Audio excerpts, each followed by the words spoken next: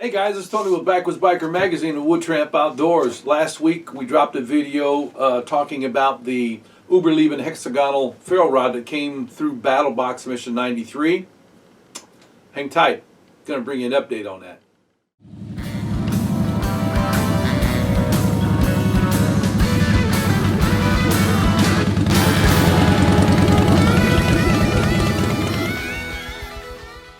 Welcome back. Yeah, when we used the ferro rod, we were very pleased with how it performed. But like any other 6-inch ferro rod that I get in my possession, I don't like to take it out just bare knuckles, and I just don't like to wrap duct tape around it, although that is okay. But I like to put something a little more substantial that gives me more length in my hand.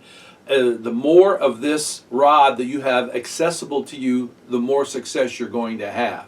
And this rod will throw some massive sparks out. So what I do is I will put a deer antler on it, and then I will also put an orange lanyard on. So what I did was I cut this off one of the antlers that I've got around here. I keep antlers around for just stuff like this.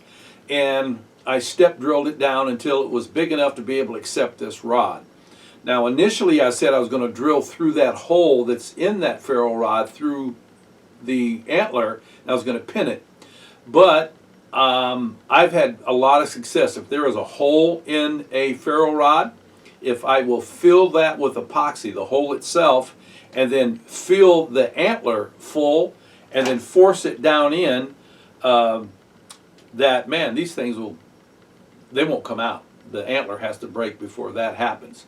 So that's what I did, is I drilled down into this using a drill press and then a hand drill to be able to step it down, and pressed it on, and then I had to put it on a grinder to grind some of those sharp edges off of the ferro rod. And the reason that I do this, again, I want to have as much space on this to travel across that blade that will throw the sparks down into my tinder bundle. And when I go to choose an antler, I want to make sure that it's going to fit my hand. So you can see this, it's got that little angle, little hook to it that fits right there. I put my finger right there, and I've got at least 5.5 inches of the ferro rod that I can use. I can use it in the left hand as well, but usually what I will do is I will anchor my blade with my left hand on top of my boot, right down near the tinder bundle. Then I will pull with my right hand like you're pulling a lawnmower. That's the easiest way. I've heard other people say it too. So that's why I got this on there this way. And then, I've had numerous questions over the years about the Orange Lanyard. It's very, very simple. I mean, you might live in the desert, you drop your ferro rod, you're going to be able to see it, on the sands. But I don't live there. I live in the Midwest, which is right on the edge of the eastern woodlands. So our woods are very, very thick.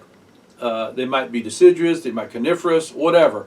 But the floor, especially if you will look back at that video that I shot for you, you would see those pine needles everywhere.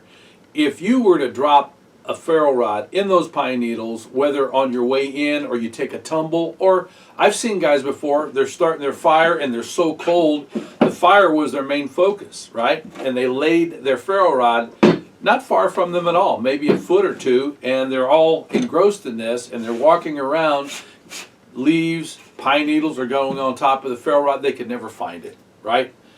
Party's over at that point if you are in a critical temperature regulation type of situation where you got to regulate your temperature. So that's why years ago, after taking a tumble and losing a knife out of my belt, I had a belt knife on, and it was a what was that? It may have been a buck or it may have been a K-bar. I can't remember which, but I lost that knife, and from then on I decided I'm going to use an identifier on there, and I love the orange paracord. It's got two purposes. Number one, it's going to identify me, and number two, if I happen to need some cordage, this one here is probably about 3.5 feet that I did with this snake knot. That'll give me 3.5 foot of emergency cordage if I need it. There's a lot of things you can do with foot of paracord. So that's what I do with the lanyard. That's what I do with the deer antler handle on all my ferro rods. And I have never lost one. So thanks for the question, and I appreciate it very, very much. Appreciate all your support and all that you do for us, reading our magazine and commenting on the magazine. We got a lot of good things that's coming up. I'm kind of wanting to tell you a few reveals, but I'm not going to, except to say we got a couple celebrities that are just off the chain. Well, I'll tell you, we got Larry Roberts from Alone Season 2 and Season number 5 that we interviewed, and also my friend Craig Cottle, world-renowned tracker. Man, that guy is a tracking fool. I spent probably an hour and a half, maybe 2 hours, at the Midwest Woodcraft Gathering in Forest City, Illinois, a month or two ago. And I sat in on Craig and listened to him. I learned more from him in that time that I've learned in my entire lifetime. There were things that he covered that I'd never even heard before, you know. And so if you get a chance, you know, check out Craig Cottle. He is top notch. All right.